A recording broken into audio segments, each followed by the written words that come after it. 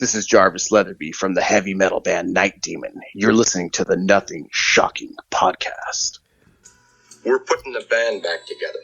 The numbers all go to 11. I'm talking about bands that rock. Led Zeppelin. What about Sabbath? AC/DC. Motorhead. Does that mean it's louder? Is it any louder? Well, it's one louder, isn't it? We're not worthy! We're not worthy! Why don't you just make 10 louder and make 10 be the top number and make that a little louder? These go to 11. I get up off the ground and raise my head. Days like this, think I should be dead. One for Satan, two for me. Let's cheat the devil, it's fun, don't you agree? Welcome to the Nothing Shocking podcast. I'm your co-host, Jeff Untied, and with me in Dog Bowl Studios is Coach Nez. You can find the Nothing Shocking podcast on Libsyn or any pod catchers. Like our Facebook page or follow us on Twitter at NoShockPod. You can also find the Nothing Shocking podcast on Rock Rage Radio every Tuesday night at 10 p.m. Central Time. Our sponsor is Ragged Records, located in downtown Rock Island, Illinois, soon to be coming back to downtown Davenport, Iowa. We would like to thank the Hong Kong Sleepover for allowing us to use their music for our intro and bumper ending. Tonight's guest is Jarvis Leatherby of Night Demon. Yes. Night Demon has most recently released 5 new singles during the pandemic. Not a full album, right. 5 separate singles. I think maybe soon to be on a compilation or something of some type, I believe he said. Yeah.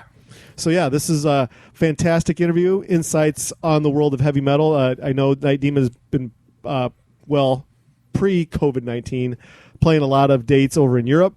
Festivals and what have you. I think right now he's residing in Northern Ireland. Yeah. So he's anxiously waiting for the COVID-19 pandemic to end so they can hit the road again. Yeah. So check out the Night Demon Heavy Metal podcast if you get a chance. Oh, yeah, that's right. Their podcast. I totally forgot about that. Yeah. Check that out. Hey, let's get to this interview.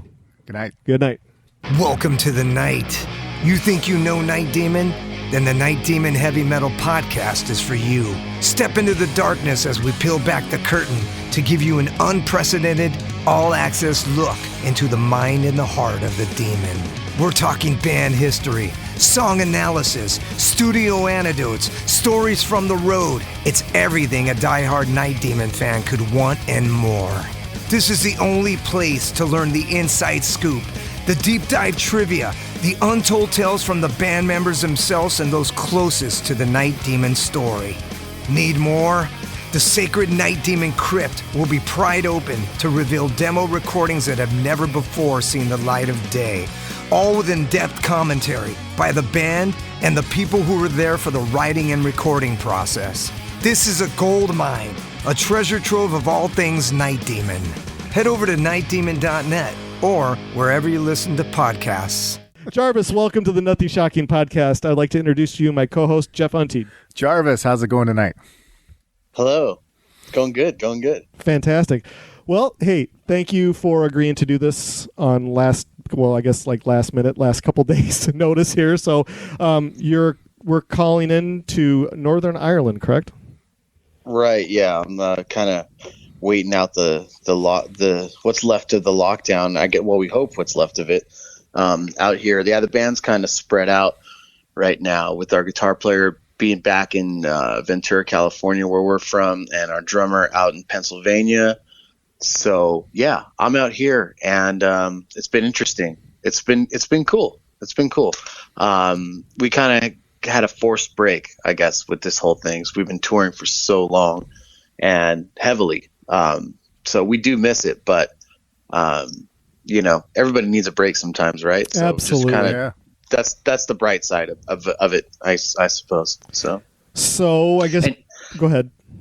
Sorry, and you guys are in Rock Island? Rock Island, Illinois. Rock Island, Illinois, Moline, Illinois, Davenport, Iowa, Bettendorf, Iowa. It's called the Quad Cities. Right, yeah. Driven through there on tour many times, cool. But out in that area, and a perfect place for a rock show, right? Yeah. Well, perfect. As that being said, I got a little story to tell you before we get into all this. So I used to have a different co-host that I co-host the podcast with, and I saw you guys on tour with Anvil over at Gabe's in Iowa City. I don't know, it had to be a couple years ago now. And Delilah, the tour manager for Anvil, put me on the guest list to get in.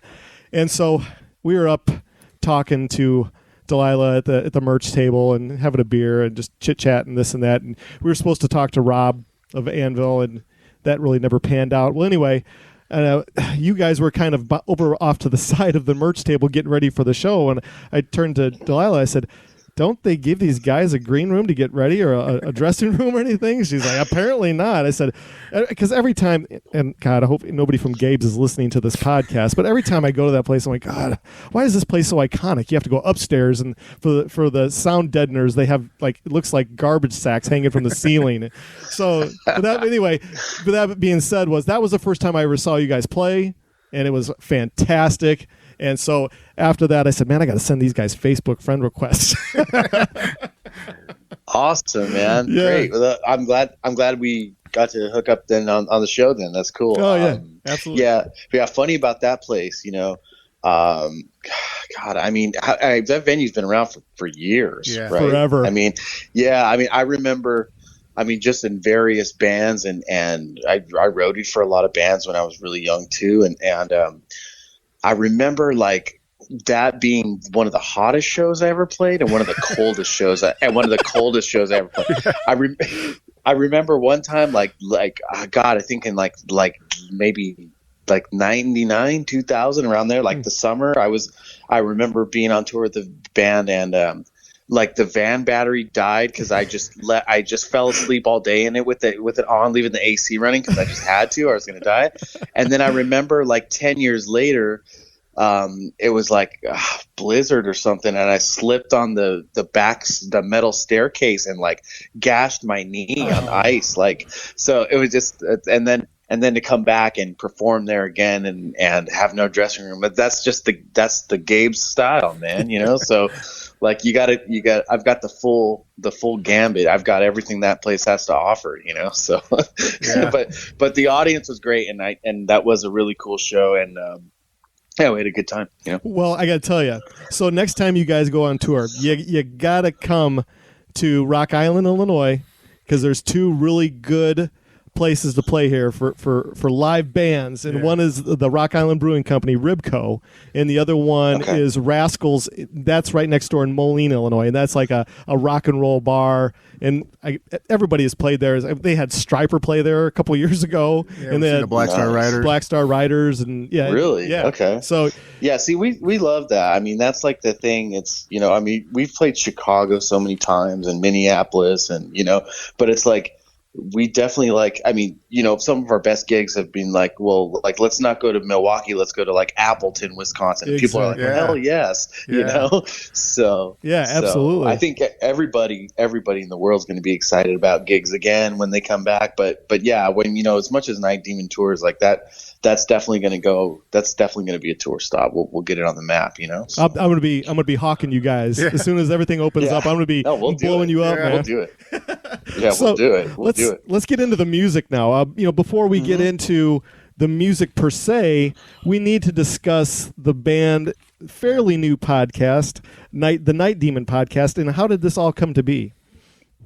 So it's funny. There was a guy in Newfoundland, which is in Canada. It's basically St. John's, Newfoundland, which is in Ireland, actually a real island, and it's as far east as you could get in Canada. It's or in North America, actually. It's the farthest eastern point. And there was a podcast out of there called the Talking Maiden podcast. It was an Iron Maiden podcast. And these guys, there was two guys that hosted the show, and they just loved Iron Maiden and just talked about Iron Maiden and did all these deep dives on the band. And they had some listeners give them some suggestions of kind of newer traditional metal bands that were, in that vein to kind of get them hip to some new bands. And, they were introduced to, 20, 30 new bands. And for some reason, they really, of that crop of bands, they really enjoyed Night Demon, and it stuck. And I can't remember what happened. They may have posted something on Twitter about us or something, but we ended up hooking up, and they had me on the show to interview a couple times to talk about Night Demon and also talk about Iron Maiden. So kind of became friends with those guys. One of the co-hosts wanted to wrap it up. He didn't want to do a podcast anymore. So I think 160 episodes into that podcast, they called it quits, and the main guy he kind of wanted to keep something going. So, I actually had talked to him about, I wanted to do some kind of a podcast where I would interview other musicians and stuff, just because I manage a lot of bands, and I'm just around a lot of really awesome metal musicians all the time. But he actually said, I want to do a Night Demon podcast. And I'm like, what?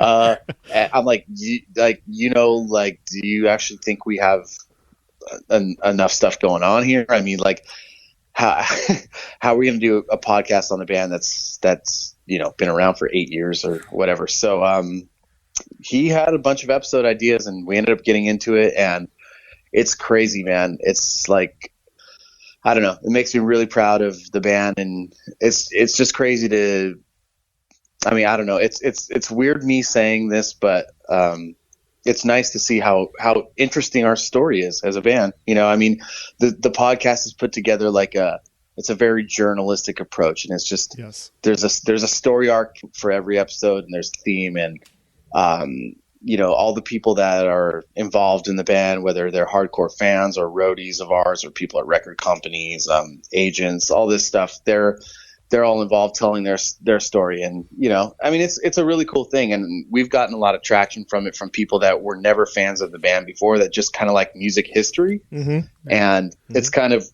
it's an interesting thing. So, it runs every Friday. It's called the Night Demon Heavy Metal Podcast.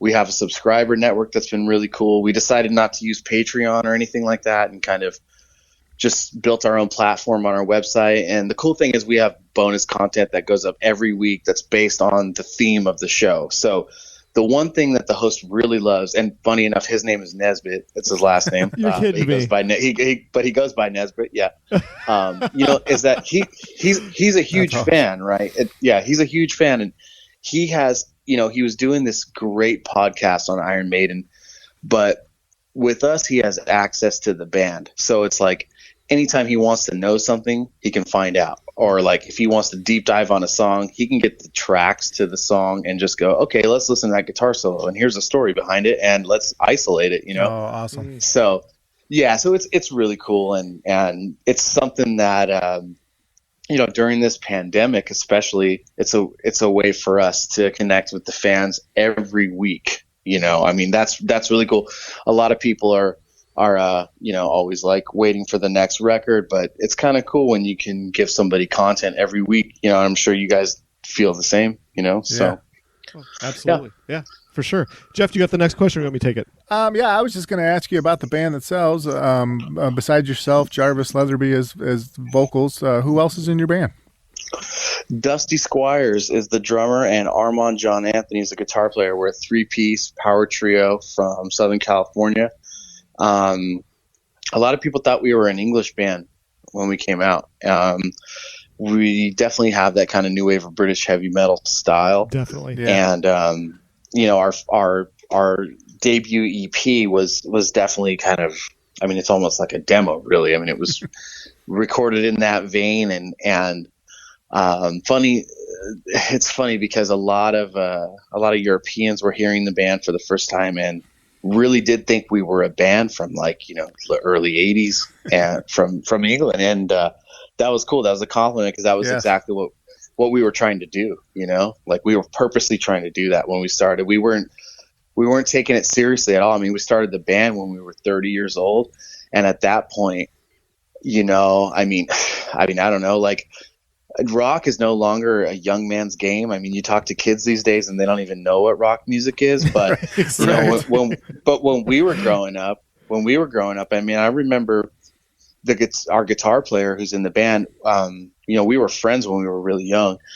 We didn't do an original band until Night Demon, but I remember when we were 16, we were at a we were at a concert and we both pointed to this guy that we knew who was like, I wouldn't call him a local burnout, but he was just an older guy, and he was good, but like he never like made it right. And back then it was like before pre-internet, it was like, you know, you had to have a record deal or you really had nothing. Yeah. I mean, you were just a local musician. And so I remember, I think he was like 30, 32 at the time, and we were looking at this guy like he was a dinosaur, you know.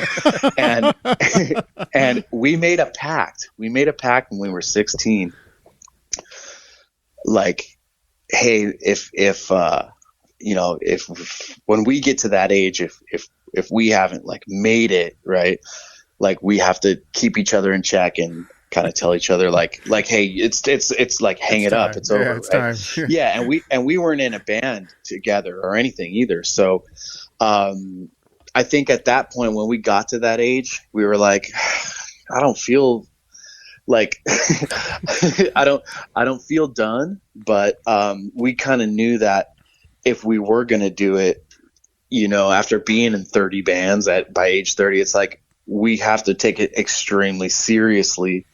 And that's what we did. And like a lot of people thought we were crazy, and we quit our jobs, and we were homeless for about 4 years in our 30s. But it was great because all we did was stay on the road. And our theory was, you know, you didn't have to have a job if you were never home long enough for somebody to hire you, you know, like, so we're still kind of doing that, you know, and like, you know, I mean, hey, it's been a ride, man. It's been cool. As you say that, and you said, you know, the roots are in, you know, new wave of British heavy metal. I can't help but, you know, as I saw you perform the first time, and I still hear your music, I still get a punk vibe a little bit from you guys. Yeah. That's a Southern California thing. That's us growing up on the beach. Like, in our town, there's not a heavy metal history. There's a hardcore skate punk history, like from hardcore bands from the 80s. And that's the scene that we grew up in. And we were always kind of known as the metal kids in the punk scene. We got a lot of respect from those guys for our like musicianship. Mm-hmm. But that kind of like street edge is kind of in our DNA from just being around that all the time. You know, I mean, we never grew up playing a proper hard rock metal show. We were always playing in metal bands on the punk bill, you know? So, it's cool though. It taught us a lot about how to do things the DIY style. And, you know, now that we're on a major label, like we really see the value to that, you know, and like how cool it was when we were doing that, and how much we kind of wish we were still able to completely do it that way, because now we can, you know, but the grass is always greener, right? You know, it's always, you want the brass ring until you get it, and then it rusts. but yeah, I appreciate that. Thanks. I mean, we've always said that we've kind of, that's just kind of ingrained in our DNA, that the punk attitude and the ferocity of it, I guess you could say, you know? Yeah, you can definitely tell that when you guys play live, it's just more than metal. Yeah. Does that make sense? Am I making sense? Yeah. Yeah. You know what? I mean, honestly, what we grew up with, our friends always kind of teasing metal a bit and making fun of us in a way. And we had friends. We weren't total losers, you know, but like they were losers too, in a way, I guess, right? I mean, if you're going to look at the typical stoner burnout loser, we were all that guy, but like, but you know what I'm saying? The punk guys were like, yeah, I don't know. I think the farther back you go, punk and metal, it's not like today. Like, they really didn't mix, and you know, like they really didn't. And like, if you go back even farther to the late 80s, I mean, it was that kind of, it could get violent, and it's like, it's very silly when you think about it now, you know. You're like, very silly. But we were coming up in the early 90s, like as we were starting in our first band, so we were coming out of the tail end of that, you know. So it was you know, just like an evolution like any other scene. But I think it still wasn't cool, the mixing of the two. And then some of some of the hard guys in hardcore punk bands were like, well, Slayer's kind of cool, but the chains are dumb, and the long hairs, one of those things. So, but yeah, I mean, that's just how it is. It's funny. Like, you get to a certain age and you just kind of are who you are because of, a lot of different things in your life. But it's funny that the things that you don't want necessarily to influence you, they just kind of do in a way anyway. And it is funny that you say that, because I always felt that, Slayer being the thrash metal kings that they are, they still had that punk edge to them too. Jeff Hanneman kind of brought that to the stage too. So I always felt like, especially when I was in high school, a lot of the punks kind of really dug Slayer for what they were, because they still kind of had that punk edge to them. Yeah, I agree. I think though, when they did the punk covers album, like a lot of my punk friends, they weren't into that. And I'm like, man, these guys are they're totally extending the olive branch here. Like what more do you want, man? There's they're playing like verbal abuse songs on here. It's but no, I totally agree with you. And I mean, for us, I mean, everything was all up the middle, and we love punk rock, and we still do. And I appreciate you noticing that, really, because I think that's a really cool thing that we do like when people notice that. And sometimes, I mean, especially when you depends where you're playing, but I mean, we do a lot of touring in Europe, and people that, I mean, some of the metalheads in Europe, like they know nothing about punk rock, nothing. Mm-hmm. And mm-hmm. They kind of don't know what it is about us, and for a while they were like, well, is it because Jarvis has short hair or something, and I got a lot of criticism about that early on too, but I'm like, look, man, like, short hair gets chicks. I'm in my 30s. Like, I'm not doing this anymore, and I'll bang my head harder than any long hair, so whatever. Yeah. But I don't know. Anyway. Well, let's get to the new releases. Night Demon released 5 singles right in the middle of the pandemic: Kill the Pain, Empire's Fall, Are You Out There, Visteria, and In Trance. And obviously, these are some cover songs as well. Mm-hmm. Can you talk a little bit more about the song selection and the songwriting process for these singles? Yeah. So this was actually a stroke of luck, I guess you would say, but we had planned sometime, I think in late 2018, that we were we were going to do the next record. We were going to put out singles, and we were just kind of thinking well, okay, bands are kind of like the single thing is kind of new because of digital streaming. At least that's what people think. Right. Right. And some bands they're not doing, I mean, a lot of people aren't even pressing any physicals, which for heavy metal is like sacrilege. Like we could never do that. I mean, we do all formats. I mean, we've even done 8 tracks.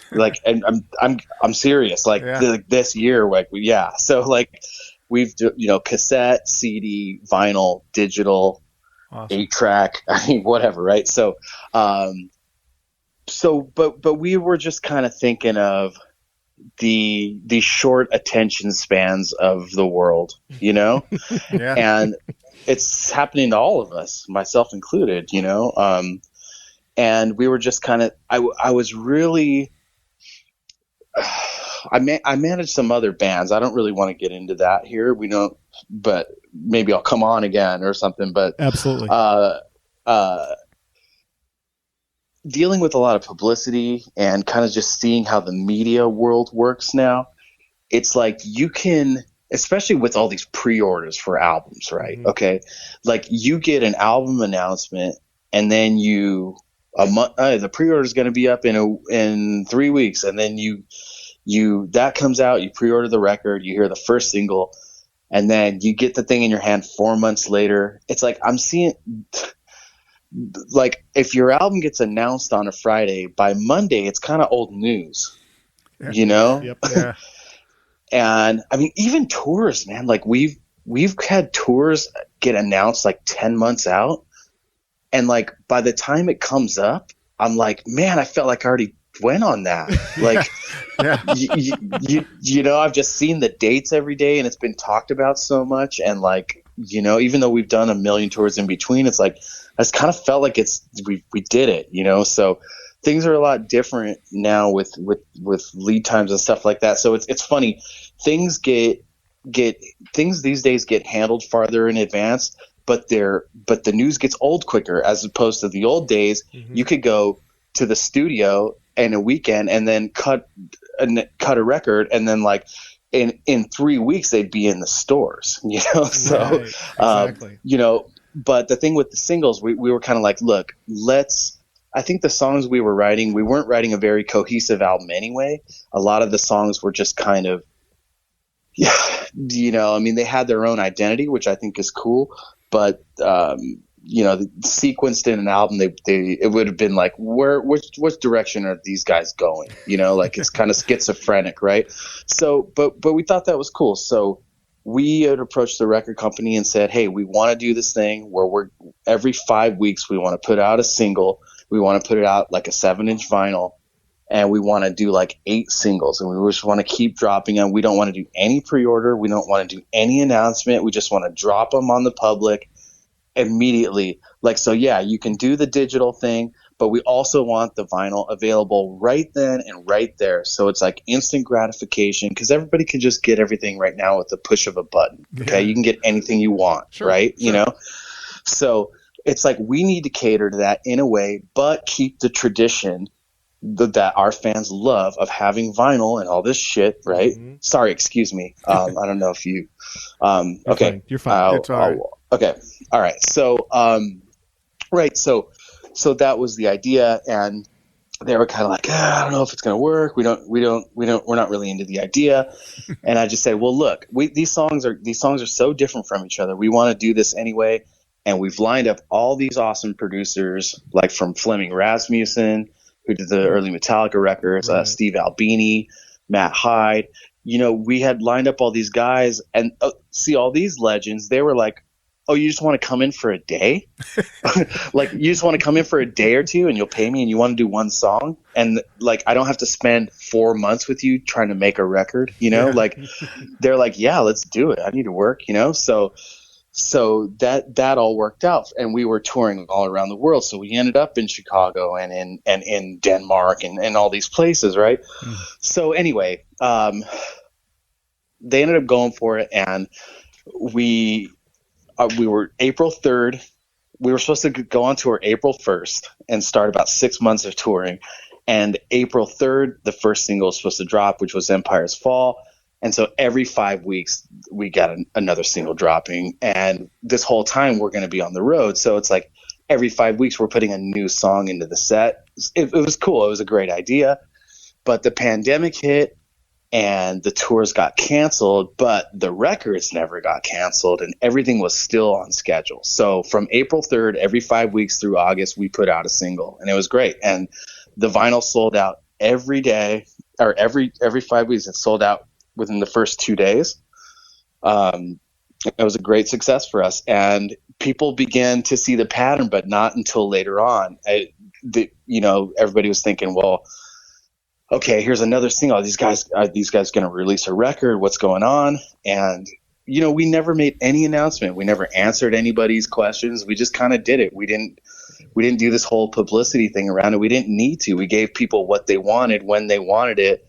And if we were old news by Monday, it didn't matter, because we had a victorious weekend of a sold out song, right? Fantastic. And yeah, we were still getting playlisted on all this stuff with Spotify and Apple Music, and those songs still get a lot of streams today because of that. So it gained a lot of momentum, and it was a cool thing. And then we closed it out with the fifth single that we released was Entrance, the Scorpions cover, with a B-side of Top of the Bill. We headlined our first bigger festival in Germany in March of 2019.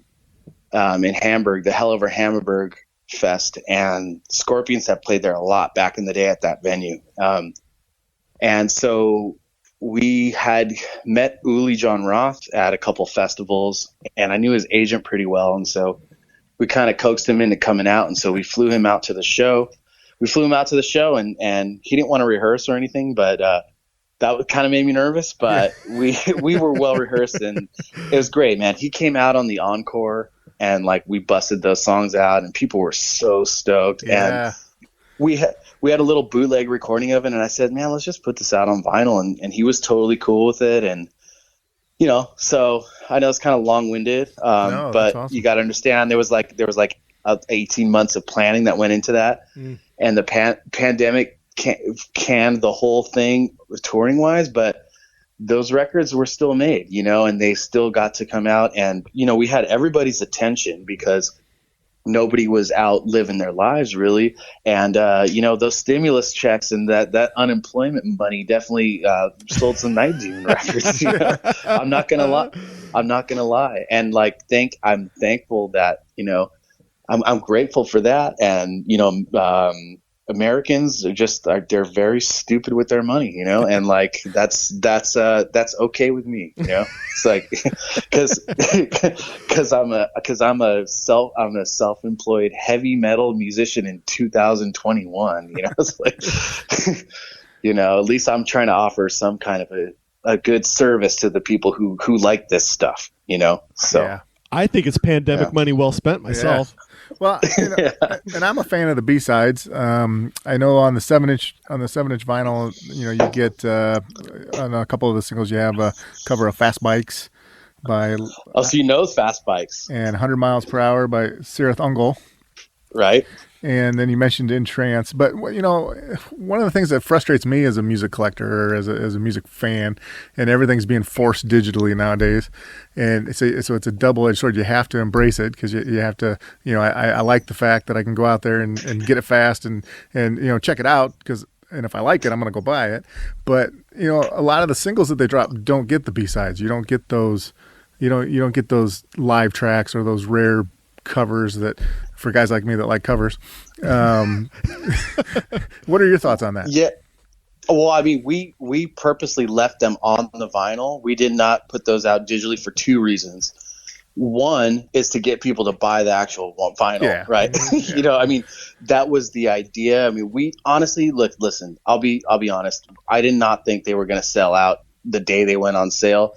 My plan was ambitious, and once the record company went for it, I had to stick with it and really push it. But I thought I was going to be stuck with a bunch of records at the end of the year, you know, and hopefully we would be on tour selling these things, right? But that wasn't the case. So the second reason is for licensing. So, you know, if you cover a song and you say, hey, we're going to make 2,007 inches, it's like the publisher will say, okay, cool. This is the amount of money that's owed for 2,000 copies of this song, right? Mm-hmm. Yeah. If you're streaming something digital, it's just a bottomless pit. So it's like, you know, I mean, you saw like Bad Wolves covered like the Cranberries song, that zombie song, and it had like 140 million streams on Spotify alone. And like, you know, and those poor guys, man, they were like, because she had just died, you know, the singer of Cranberries had just died. Like she was supposed to record the song with them the next day. So they, like, as a sign of good faith and good publicity, because nobody knew who the hell the band was, they said, you know, they're going to donate all the proceeds to like a charity that her family chose. They had no idea that they were going to be freaking millionaires off of it, and like they're just handing over these huge checks with like tears in their eyes, you know, the giant check, like you know. But that's the thing, that's like, they're, you know, we are on Sony, so I'm sure we could have done the B-sides and streaming somehow, and they would have sorted that out. But I don't know. I mean, the other thing is, you know, we have other cover songs that are recorded in our discography, and I think the plan eventually is to release a compilation of the Night Demon covers. That's the idea. Yeah. So, so cool. That'll be there. Empire's Falls really shows the band's diversity. While it's still playing fast and heavy, the transitions to acoustic are just unbelievable. Can you talk a little bit more about the recording process of that song? Yeah, we did that one with Matt Hyde, who he did Slayer, God Hates Us All. He's done a couple other things, but Armand, our guitar player, has been friends with him for a while. But it was cool. We hooked up with him at the NAMM show, and he's just like looking for a new project to work on. And again, we were like, hey, let's just like do one song, you know? So he came over we've got a pretty cool studio. So he came over and just brought some of his gear. And it's crazy. He brought Bill Ward's drum tech out to drum tech for Dusty. And that was cool. Yeah. So we busted out that song. And then we had, speaking of the punk rock thing, Lars and Matt from Rancid sang the backing vocals on that song. Oh, so cool. Yeah. So they were kind of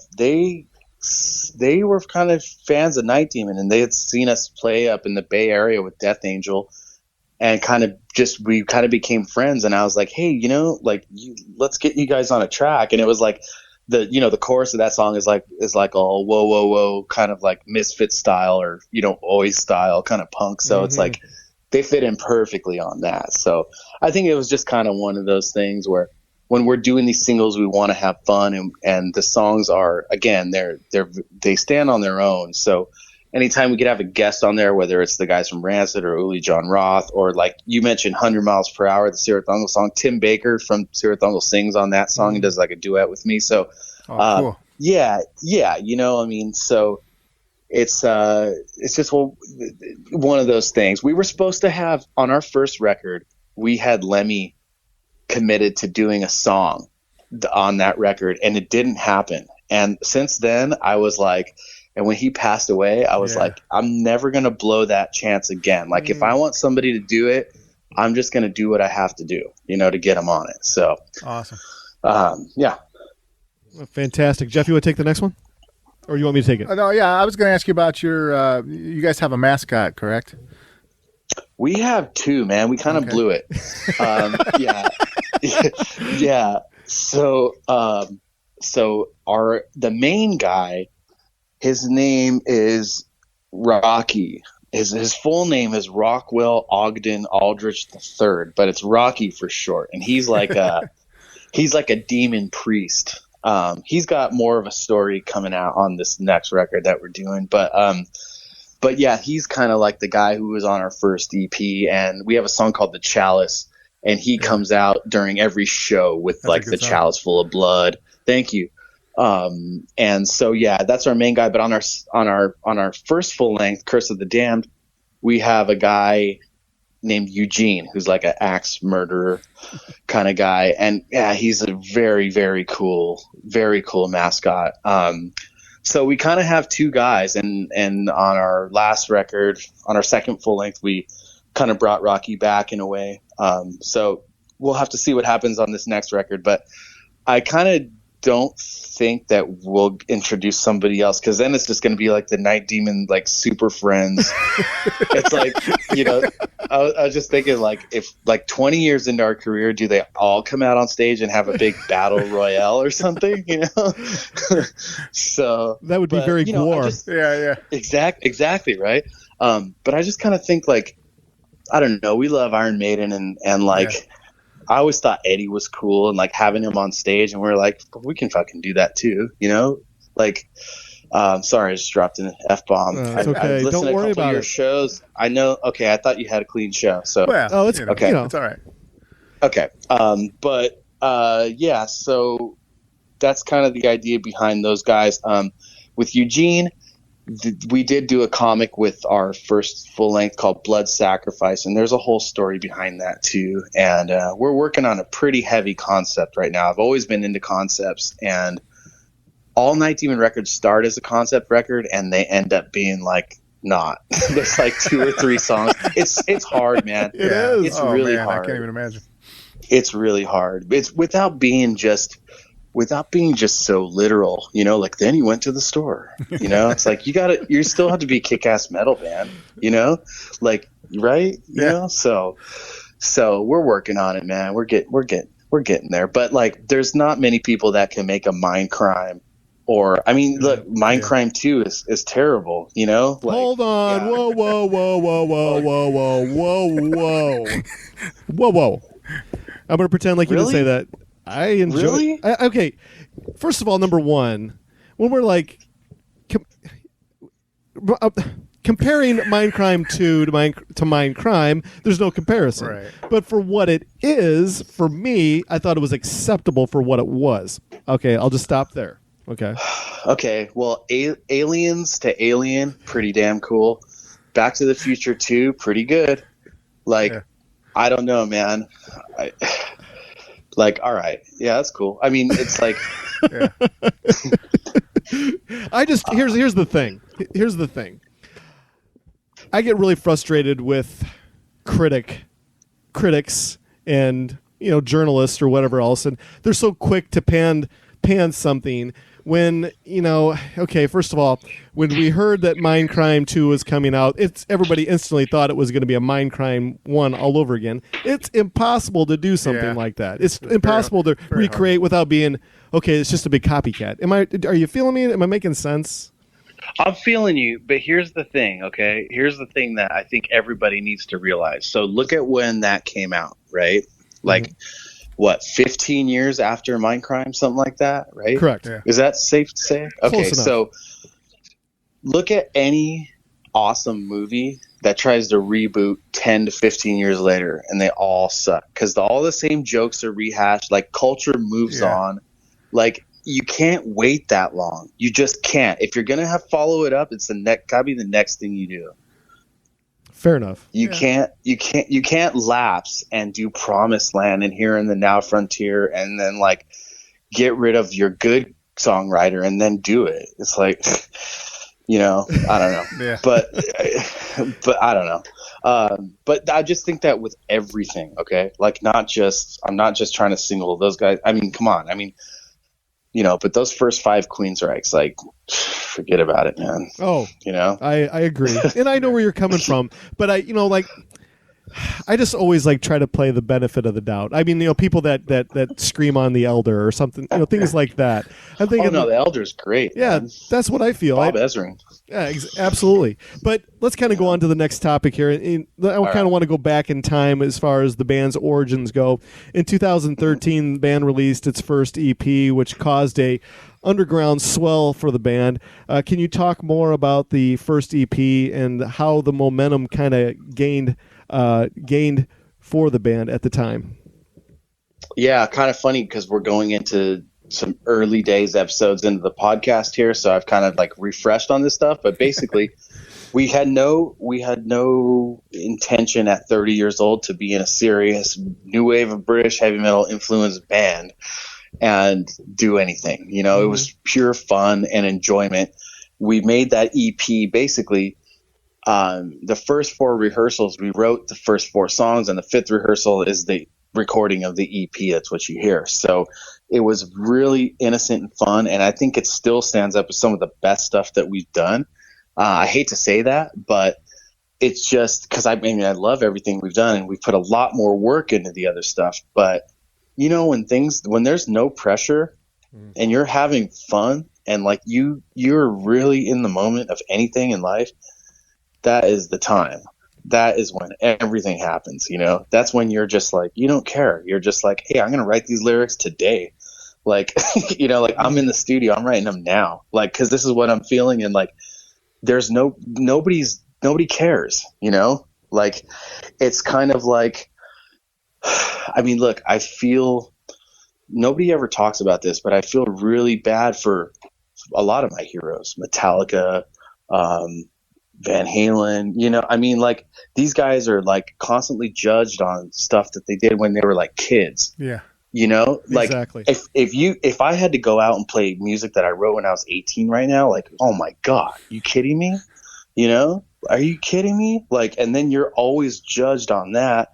Eddie Van Halen, he wrote Eruption. That was it came out in 1978, and he never did anything greater than that. I'm not going to say he wasn't the greatest, because he was, and he did phenomenal music after that, and tons of it probably we still haven't heard, but that was the thing, right? That was it. It was he was 18 years old, and he says, "This is my body of work. Like this is my opus right here, and I'm going to be chasing this for the rest of my life." You know, so it's not so bad to be an older guy in the game and have some wisdom and have kind of get some stuff out of your system, you know, and make mistakes in your musical career, like make the really bad ones early where nobody's really watching, you know.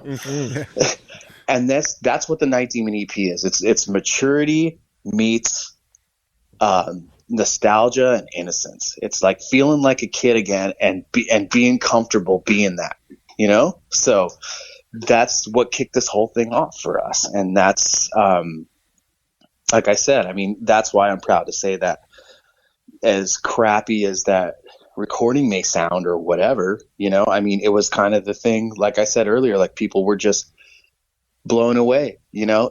Took 20 years of playing music to become an overnight success, you know. I mean, literally when that record came out, like people in Europe were freaking out, and we were getting label offers and festival offers like immediately. And I remember crying, being like, I'm a 30-year-old man crying in a bar right now. Like, you know, like, so like, and we're like, this is great. This is what happens when you just don't quit. So, you know, and now I'm 40 crying in a bar because I'm still broke, you know, but, you know, so, so that was the story with the EP, you know, and we basically had 4 songs on it only, and we ended up, it's kind of funny. Drawing the parallel to Metallica again, but Raven took us on our very first national tour, and we did like 60 shows with those guys. And it was like for them, I felt bad too, because it was like the same thing. It was like 1983 for them again, because dude, their van was breaking down every night, and like we were in terrible weather. They finished that tour with John Gallagher in the back of the U-Haul, like with the big door, like no light, you know, like he was in with the gear. And it's like, well, is this what we're in for? I mean, they were on their 40th anniversary when that happened, and we were like on our first tour, and you know, so but we loved it. It was like, okay, we're here, like we're following in the direct footsteps of our heroes. This is it, you know, this is it. Like, this is life. You get to, if you get a shot to do it, you just got to do it, you know. So that's where it all kicked off for us. And we toured off that EP for 2 years on 4 songs. So we were doing a lot of covers, you know. And then we would end up playing with the bands. Like, we did some dates with Diamond Head. We're like, hey, we're not playing those songs tonight, you know, or like, you know, so like, you know, playing with King Diamond or Merciful Fate, you know, like, or God, I can't remember who else we played. Oh yeah, I think we did something with like the Dio Disciples, and we're like, oh, cool. Okay, we're not playing those songs tonight, you know, like but that's when we were doing like, I mean, that's when we really kind of got into like, let's just play the most obscure new wave of British heavy metal covers. I mean, we did pretty much the Metallica thing, you know, where it's like some people would be like, they wouldn't know which songs were original or which songs were covers, which was really good, you know, for us. So, but yeah, that's how that went off. And we toured all through Europe, and we slept on floors. Sometimes I remember times that we didn't have a show for 2 weeks, but we had to be over there because we had to play these festivals, and we just figured it out, man. There was some dismal moments, but we're still here, you know. So, Jeff, you got the next one? Well, I was just going to ask you about that opening European tour and how that went, and what kind of reception you got from the fans over there. But I think you might have already answered that. Yeah, I mean, it was like playing the festivals is where it's at, and like the big underground festivals. So, I mean, it was just, sometimes it's like you're just on these bills with bands you never even thought you would ever see live. You know, I mean, even being a guy from Southern California, where I could go to, you can go to LA, be pre-pandemic times, and see 10 metal shows a week if you want, you know, easily. And every band comes through, but you're not playing with Angel Witch and Holocaust and Uli John Roth and Venom on the same show. It's like you don't see those bands there, you know. So right. And then you're playing with them, and then they're coming off, like Steve Grimmett from Grim Reaper's coming off stage and going, man, you guys are great. And I'm like, what? Like, no, we're not. Like, what are you talking? Like, what? You know. Yeah. So No, it was great. I mean, that was really just arriving there and being there. That, I mean, if it all ended there, I mean, we were happy. You know, we were happy that happened. So cool. Yeah. Night Demon's first full-length album, Curse of the Damned, was released in 2015. That album, once again, was applauded by the metal community, the critics. My favorite song on that album is The Chalice, and I got to see you guys perform it at Gabe's. That was so cool. Can you talk more about the writing and recording process of your first full-length LP? Yeah, so our initial intention back to the debut EP was we never wanted to do a full record. Like we just kind of wanted to fake people out and say that we were a band from 79. I remember on our first 7-inch when we sent it out, like we would spill a little bit, like we did offset printing and everything. We really tried to make this thing look old. And, you know, we spilled coffee on the sleeve and stuff, you know, like, and but people bought it, man. Yeah. They bought it, you know? So, but so when it came time to do the full length, like when SPV Records got involved and Century Media Records got involved, and we're like, all right, man, let's do it, you know? So we just, you know, we had a good the first couple years of the band we had the time to write those songs, you know? And so as we were touring off a 4-song EP for that long, we were sprinkling in new songs into our set all the time and developing the new stuff that way. So a lot of the songs on Curse of the Damned were being played live before the album came out, but people didn't really know the material. So, but yeah, I mean, I think, you know, many bands have put out an EP, and what they do is, you know, they get the record deal, they put out their first record, and those EP songs always end up getting re-recorded on the album, you know? Yes. Yeah. And we only did that with The Chalice, and that was actually a bonus track even. So we had 11 new songs, and it's kind of a weird thing, you know, I gotta say, like looking back, I guess I wouldn't change it, but it's like, you know, you put out an independent EP and it does that well, you kind of wonder, hey man, what would have happened if we put those songs also on Curse of the Damned, and like, you know, these big record companies are pushing it. What if do you think there would have been a bigger storm around it? I don't know. But we just wanted to stay pure with it because look, you can't recapture that vibe, man. You can't. And like, you just can't. At that point, there's no way we could have done it. And we had a different drummer too. So like, that's another thing. And we just didn't want to mess with it. We see it as that's basically our first record, that EP. And which sucks is because the industry doesn't really recognize EPs. You know, I mean, even on these digital platforms, it's like, if you see a band's discography on Spotify, you have to scroll down. You'll find EPs under singles. It's just not fair, right. You know? So it's not. No, it's actually, I'll say this: Night Demon we are re-releasing the debut EP on May 7th this year. We haven't announced this yet, so there's an exclusive here. I like it.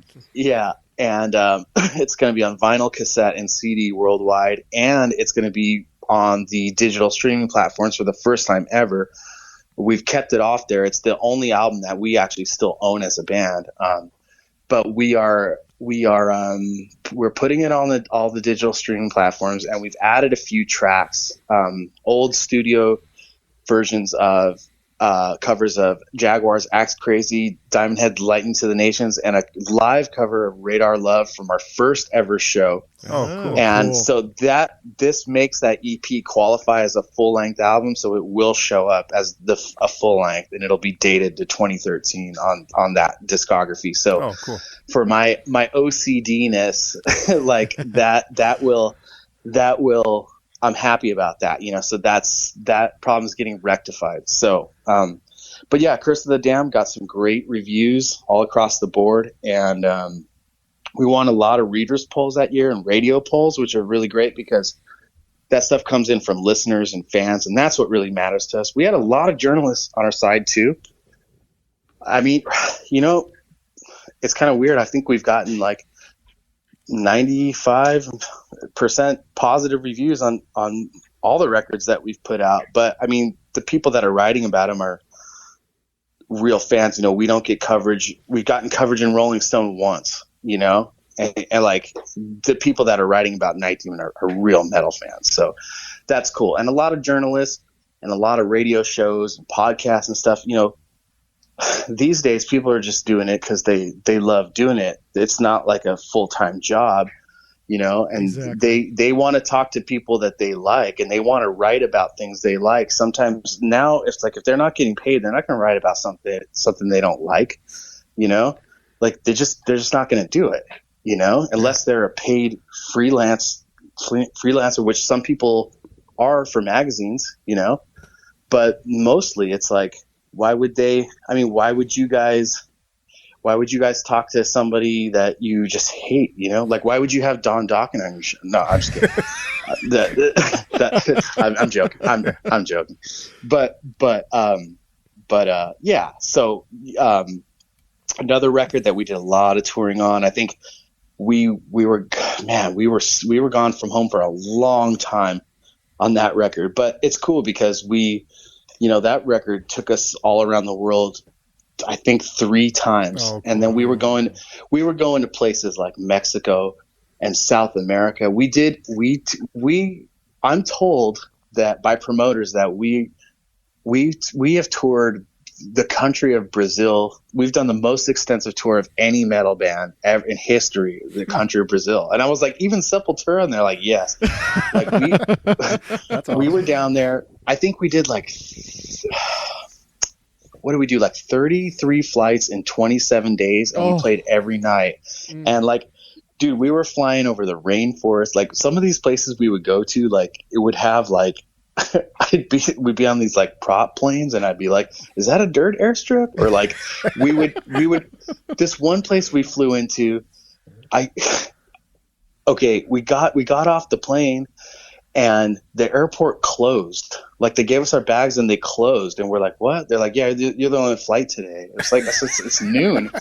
It's noon. They closed, and then outside there was TV cameras from the local news. They're like, like the band's here. We're like, what? So That's cool. but I mean, but those are the things, you know, you look back on and you're like, you know, band like Metallica, like they put out the Binge and Purge box set, and it's like they're there on their 5th record, their biggest album, and like that was the first time they ever even got to go to Mexico. So it's like, you know, for us it's like, I'm not a hater on the internet and technology and all this. It's really like done amazing things for travel and for the world and communication and all that stuff. You know, you just got to figure out how to, you got to find a good balance. I'm happy to have lived in the era before and after. I'll say that, you know, I would have a hard time, you know, if I had kids. I mean, that's probably why I don't, you know, that just grew up straight in this era. I don't know how I would handle that, you know, so. I'll tell you. Anyway, I'll tell you from experience. It's been tough because I have a 22-year-old and a 19-year-old. I got a 15-year-old. Can't get him to step away from the phone. Right. So there you go. You know, I'm trying to do this thing on Saturdays where like I just lose the digital leash, right? Like that's my plan coming up here, and just really actually turn it off and just see what's like, see what the worst thing that's going to happen, you know, just to see, you know, and just kind of try and just pick a day like that. Right. And just to kind of get some of that attention span back, some of that patience back, you know. And the other thing too is like, I won't go on a tangent about this, but you know, all these digital devices and all these, you know, I'm like constantly looking at a screen, you know, constantly. And I wonder, like, man, I would really like to just take a little bit of a break from that, you know, just disconnect for a day. I think it's good, you know, but we're trained and we're habitual and we're all kind of probably addicted to it, you know? So yeah, absolutely. Jeff, you have the next question? I was going to ask, we didn't really get a chance to talk about Darkness Remains, album from 2017. Now, on the digital, there's a cover on there that is close to my heart, We Will Rock You, fast version. Yes. Yes. Is there any story behind that song? Yeah, we were doing that one way early on. Again, because we didn't have enough songs to play live. And I had the Live Killers album from Queen. Yeah. It was one of the first records I ever had when I was a kid. And I had a cousin that was from Spain, and he was like way into Queen. Queen was huge in Spain. And so he had come over for the summer, and he knew the hits though, you know? And then I knew We Will Rock You. And then he gave me this record, and I was like, that's the first track on it. And I go, whoa, whoa, whoa, whoa. I'm like, so you're telling me these guys were playing this song like this back then? Like, what happened? What happened? And the thing is, through the years, nobody knew that. Nobody. Right, like there exactly. was I'm talking music fans, okay? Like rock fans. That went over everybody's head, but it didn't go over mine. So when we started doing that, people thought like we were like the Night Demon is the best innovators of, you know, how did they take into that, you know? Yeah. And I was like, well, yeah, you know, it's been there the whole time, guys, you know. Oh, that was my idea. Yeah. But yeah, no, we thought that was great, and we thought we did it justice, and it's still a good one to play live. Oh yeah, that's fun. I know, because it's like the first time I heard Metallica's Stone Cold Crazy, and I hadn't heard. I was just starting to. I'm a big Queen fan now, and I was just starting to get into it then. And yeah, the first time I heard the real version, and I was just blown away at. You mean that's exactly what it sounded like? They didn't Metallica. I mean, they did make it Metallica sound, but it was that's the way it was in the original song, and it just blew my mind. Yeah, totally. Same thing with me. I remember. I mean, I heard the Metallica version first. I was like, that year and a half in life Metallica video basically taught me about how to make a record. I watched that thing like 200 times, you know. So then when they end that thing playing that song in there, that and So What, you know. So it's totally cool. Yeah. I agree. Same thing. On the subject of Darkness Remains, you know, when you guys released that album, you stayed true to your roots. You didn't really waver too much, and you also covered "Turn Up the Night" by Black Sabbath, which is one of my all-time Black Sabbath favorite Black Sabbath tunes, because the Dio era is probably my favorite era of Black Sabbath. So can you talk a little bit more about Darkness Remains, about the writing and recording process opposed to the debut album? Was it pretty much the same story? Yeah, kind of. But at that time, I think that we had taken the band a lot more seriously, and we were like, hey, this is our job. And then like we would talk to each other and say, but we're broke. And we would still say, but it's our job. It's our job, you know? So it's like, just show up to the practice space every day. Just be there, you know, and something's going to happen. And that's what, you know, there was a lot of pot consumed at the time, but I mean, we were just hammering it, and we were just riding high off of, and we were glad to be home because we were pretty road burned, but we knew that we had something more to say, and we would progress a bit. And, we definitely expanded the sound a lot on that record, and we left all the rhythm tracks off. So it's kind of like, you know, Van Halen 1 style. I mean, where it's a true 3-piece sound, and it was much more true to our live sound like that. And we didn't really need the backing guitar, the rhythm tracks and stuff like that. And so that was a really good thing about that record. And it was our best sounding effort to date. And, yeah, I mean, with the Turn Up the Night cover, I mean, that's cool that you say that, because that song is a really like,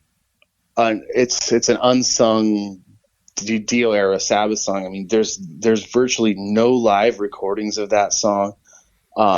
I think there might be something on the new Mob Rules Deluxe that just came out, but Mob Rules also, I mean, it's kind of the bastard child of Heaven and Hell, but I think it's just as good, if not a better record, in my opinion, like song for song. Agreed. Yeah. And, you know, obviously Martin Birch producing that one too. I think it sounds really great.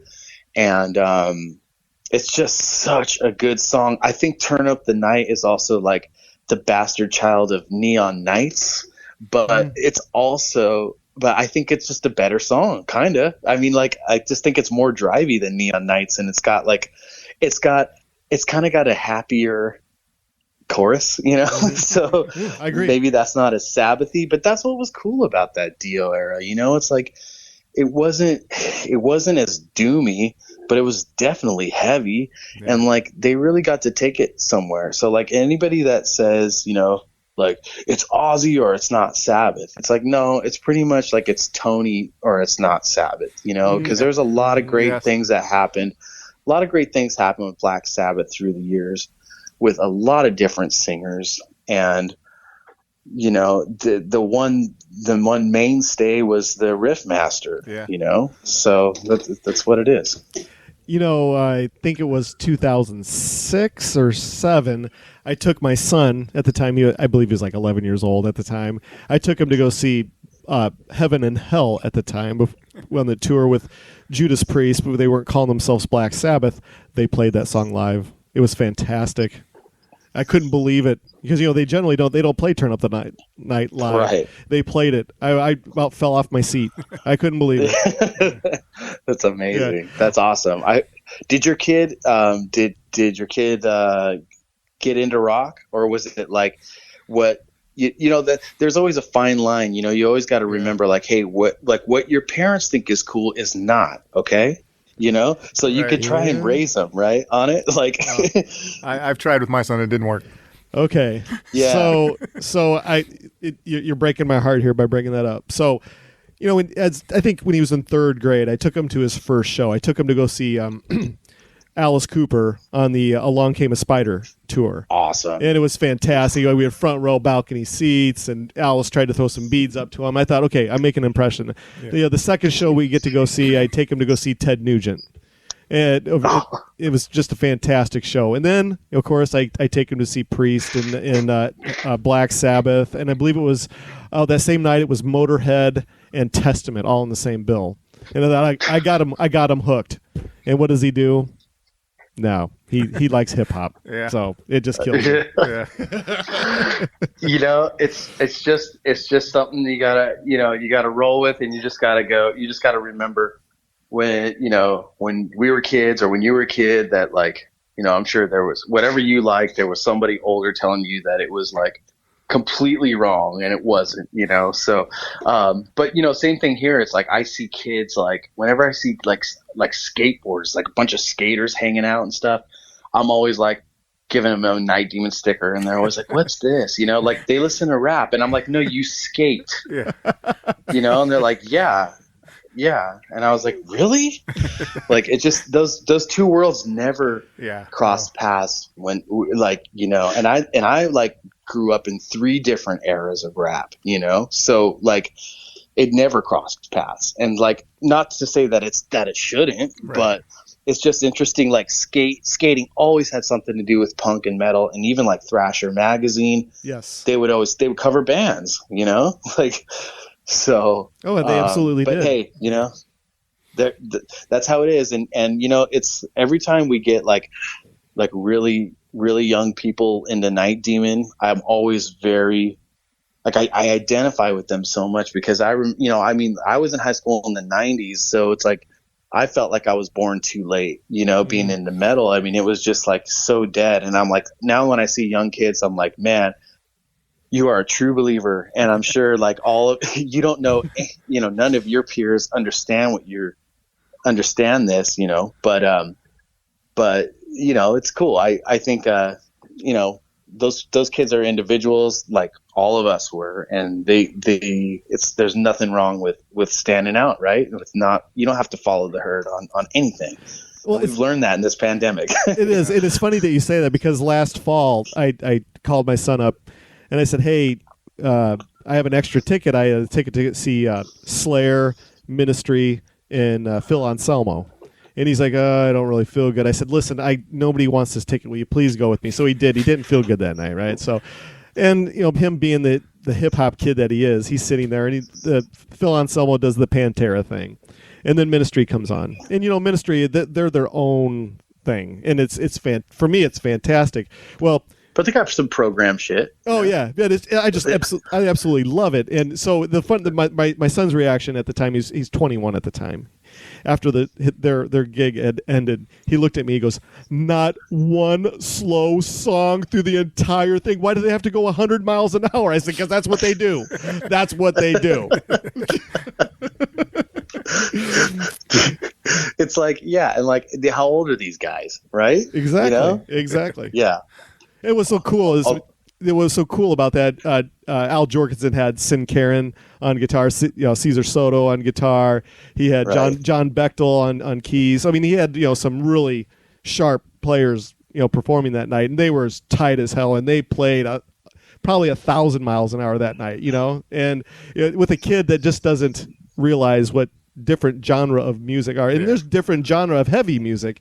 All he could turn, Yeah, they were groundbreaking for the genre at the time when they came out too, and hey, just tell him next time that, like, hey, dude, Slayer worked with Rick Rubin, who worked with Russell Simmons, who worked with exactly. Like, dude, like this band, yeah, Slayer did a song with Ice-T, man, like exactly. Yeah. All right, so I have one last question for you. It's kind of a curveball question, and it's a question that you're covering about technology and devices and what have you. And I asked this question. Actually, I stole it from our old co-host question, but I think it's interesting to get artists' opinion on this. But back when we were kids, especially I'm a kid of the '80s and partially of the '70s, there was always that mystery in rock and roll.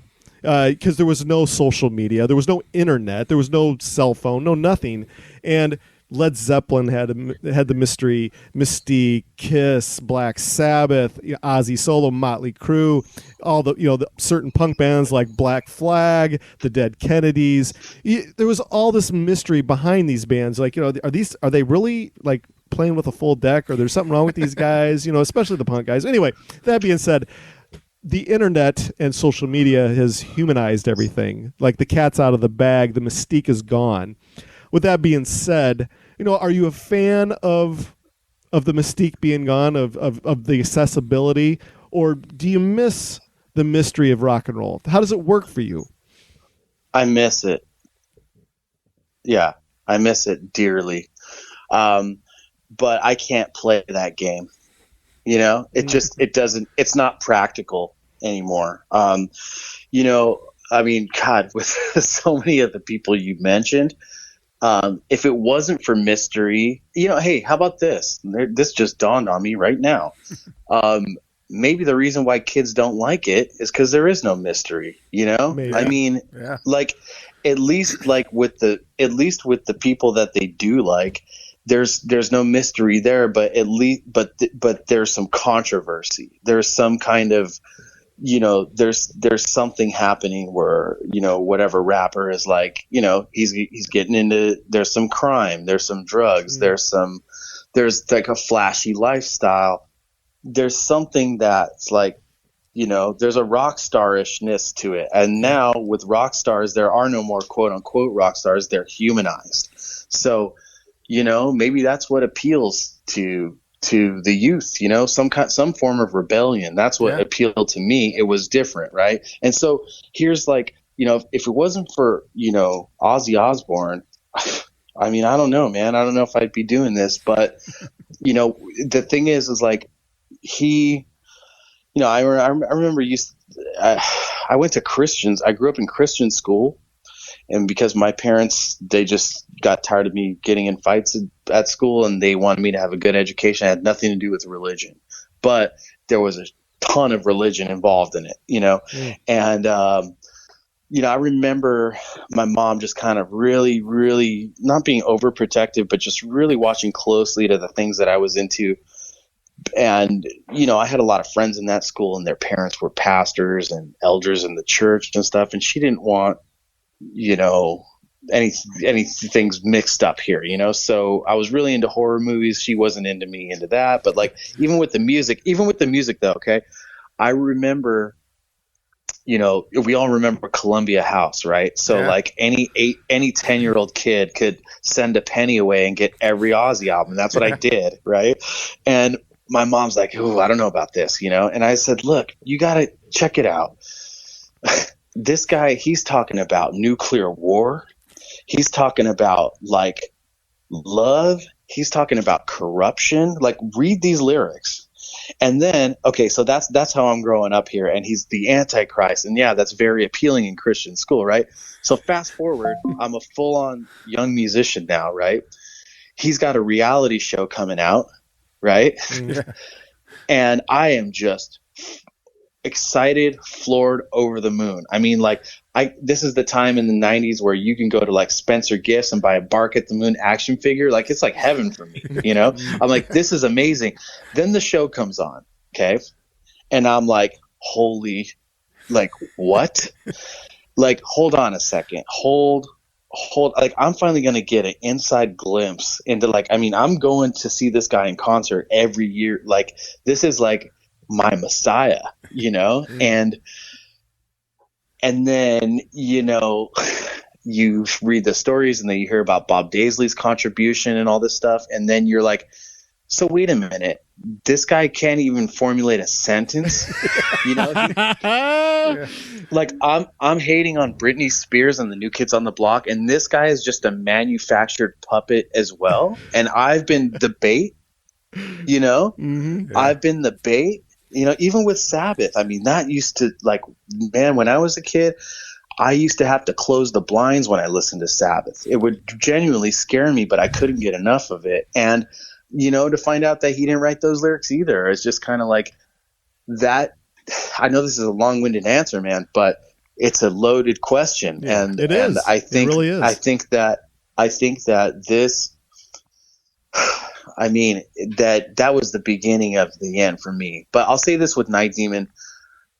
We have spent the last couple years not engaging on social media. I mean, we have, you know, I have an assistant that works for me, and she does a lot of the posting for us. I mean, it's authentic. We tell her what to say and stuff, but it's a lot of work that goes into it, you know, especially with all the different platforms these days. Yeah. So, we haven't engaged with the public on social media in the last couple of years until about a week ago. It's funny that you bring this up. And it's kind of when I decided, you know, I think I need to go on there once a day and just answer the comments. Like, I don't have to talk to everybody. You know, there's punishers on there. Some people want to take up all of your time. Exactly. But, like, just shoot them one reply. Shoot them an answer, like, if they ask you something. And I found that, like, it makes me feel a lot better, and it makes, like, I can tell that the support for the band, even in a short week, like, I mean, a lot of people listen to our podcast and they're subscribers, and they really, you know, we give them a lot of value. But when you can reach out to them in public like that, or at least answer them personally, it really does mean a lot. And it doesn't take that much out of us, but I did try and go that route. I'll be honest. I said, I want to be secretive again. It's not that I wanted to have a personal life away from them. It was just like, hey, like, come to the show, watch what we do. I'll definitely be around after to sign autographs and talk. But, like, I don't need to be, I thought it was a bad look, right? For us to be on social media every day. Hey guys, you know, right? Like, what's special about that? Right. You know, like, right? Exactly. But in turn, I've realized that's how the world's working right now. And for a band at our level, like, I think we kind of owe it to the people that are there for us. I mean, we're not a huge band, but our fans are very loyal. And so if they're going to take the time, then I could take the time, you know? So that's where I'm at with it today. You know, but do I miss the mystery? Yes. I mean, I miss this. We have everything at the touch of a fingertip, all this information. I mean, it's crazy. I went for a walk today without my phone, and I was like, at least 3 times during my walk, I wanted to find out about something that I had passed on the street. You know what I'm saying? And I was like, shoot. I was thinking, how did I ever survive? Yes. How did I ever survive? You know, like going, just, you know, probably somebody told me how to kiss a girl or something, and I probably thought that was the way you do it for 5 years until I actually did. Like it's just crazy to think. I just don't know what people are doing now when they're developing. Like what do they just look everything up? But it's a wonderful thing. Okay, it's a great tool. It saves us a lot of time. I think we just need a better balance of it. Okay, and so it was nice to be able to disconnect today and do that. But yeah. I used to have to scour for magazine articles. There was some, like, if I found a Metallica like newspaper article in the LA Times or something, I would cut it out and I would probably read it 3, 4, 5 times a week just so I would remember what it said about the band. I would be in school. It would be on the inside of my math book, so I could reference it, No, I mean, really, I wanted to retain that information. And if it's like, and then I would tell my friends about it, and it's about what it said, and that was, so it's cool now to be able to get the information, but there's something about the hunt, right? There's something about mystery. There's something about being able to go somewhere in your mind mentally and create things in your life. It all starts from an idea. And when you've got so many ideas thrown at you constantly, you can only comprehend so much. And you just end up doing nothing. Exactly. So I think it's essential to create a hunger and a direction for something in life. And you need stillness for that. You need calm and you need focus. You got to have it. Or you're just going to be pulled every which way and nothing's going to happen. End of story. Yeah. Well said. Said. Well, we have talked our ears off tonight. Yes. So sorry about that. No. This has been fantastic. It's been great. Couple things before we let you go for the evening. Is there anything that we left off that you would like to promote that we didn't cover? No, just the Night Demon Heavy Metal Podcast. nightdemon.net is our website, so everything that you need to find out about the band is there. It's got links to whatever you need, social media, all that. I mean, that's it. Yeah, we're running a weekly show like you guys, and we're just talking about our band. It's kind of weird, but like there's a lot of stuff tied into it, honestly, and we do talk about a lot of other bands and stuff and about music, and we're here telling the story of a real heavy metal band out on the road doing it, and like a group of guys who came to a point in their lives where it was time to pack it up and just refused to do that and did everything that we could to live our dreams. And we did not come to compete with bands. We came to inspire bands. Yeah. Oh, fantastic. So this is how it's going to work. We have about 3 episodes ahead of yours that we need to release. So we're looking at about 2.5 weeks, maybe 3 weeks at the most before this will be released. So as soon as it's released, I'll get the link to you immediately. Yeah, cool. Yeah, we'll promote it. Yeah, no rush. We're all pandemicing. Yeah. So but it's all good. Yeah. Hey, what? I got to ask you one question. So since you're living in Northern Ireland, well, you're residing in Northern Ireland right now. What is the beer? What is the beer to drink right now in Northern Ireland? What are you drinking? Just nothing, man. Everything's still. We're in complete lockdown here. Like it's never opened up. Like all pubs are closed. Oh wow. So you can't go to a convenience store and pick yourself a 6-pack of something? Yeah, you can. I mean, I don't know, like Guinness. Oh, Guinness is like the Budweiser out here. Oh, okay. So, like I saw a guy earlier at the they call it an off license, like the liquor store out here. And he had like Coors Light and he was stoked. Like that's like gold out here. The silver bullet. Oh, you're killing me, man. Right? Oh. I know. Isn't that crazy? Yeah. Isn't that crazy? But yeah, no, I just want to go to a pub and get a Guinness like on draft, Mm-hmm. So, but they're locking down here, man. They're not messing around. So we'll see what happens. So I just stay indoors and, listen to Thin Lizzy and, Well, here's the deal, man. If you guys come to Rock Island or the Quad Cities to play any shows, let me know. Yeah, we'll take you to some real breweries with some real beer because we have some really good ones around here, man. Oh, dude, absolutely. I'll probably actually reach out to you for a contact to book out there because we'll do that. We'll do that one on our own. Yeah, because stuff like that, I don't like to get our agents involved because they hammer these clubs too hard. And we're like, we just want to go there. We'll go there on an off night and set it up ourselves. Yeah, for sure. All right, man. Hey, you have a great night. You guys rule. Take care. Thank you guys. Have a good one. Bye-bye. Bye. See ya.